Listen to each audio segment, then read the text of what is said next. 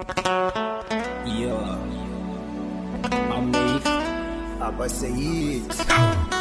So many analogy on this one. Rest in peace, Tiwa. The memory of Fatima, we miss you all. To see again. Yeah, I mean.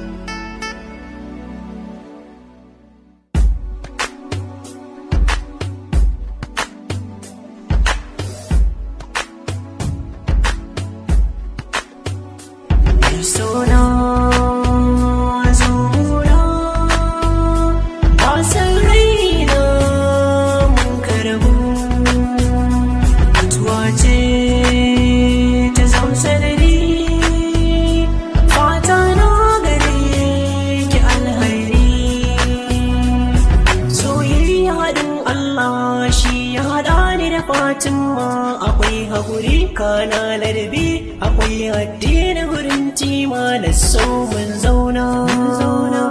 har abada sai dai mutuwa yau ta raba soyayya.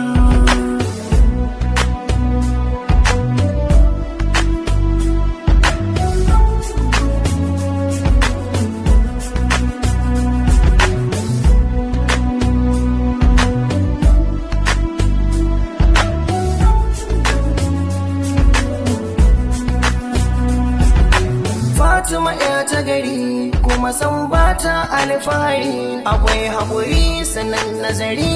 rannan bana nan a gari na ji mummunan labari aka ce Fatima ta yi hadari mutuwa kuma bata yin uzuri sannan haka ya zamto kadari har an kai ta cikin kabari sai na ji ni ina ta jiri na tuno auren da kuke buri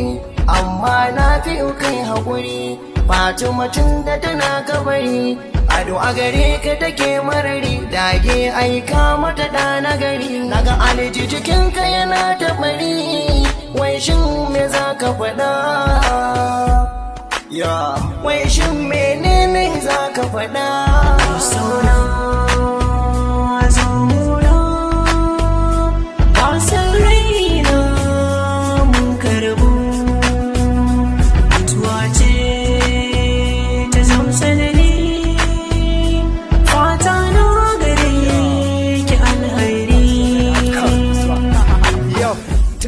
ya halice ki ya rubuta ranar komawar ki rest in peace fatan mahala yanki na kirki addu'a nake Allah ya sake huta kabarin ki kowa na yaban ki kina da halaye na kirki da na rashin ki Fatima na gigice na fawwala wa Allah komai dan na san kaddara ce sanda aka gaya min kin rasu tabbas na dimoce Allah ya jarabce ni Fati na rasa babban mace na da Fatima kware soyayyar su ta yi zurfi ba su da vision always shine su making junan su happy rashin ki ya dame ni dan zuciya na zafi in na tuno kallamanta Fati ta iya harafi ni talaka ne baiwar Allah amma ba ta nuna kyama iyaye har aboka dai duka tana gansu da girma ta faranta min rai kullun iba nake bana yin rama da aka ce Fati ta rasu a nan gunna if ya suma Allah kai ka halice ta sannan kai ne ka dauke ta Allah na roke ka ka bamu haƙurin juriyar ta sannan ka kaddara fara da sai permanent bezin nata Allah ka kashe mu da imani mu ma domin mu huta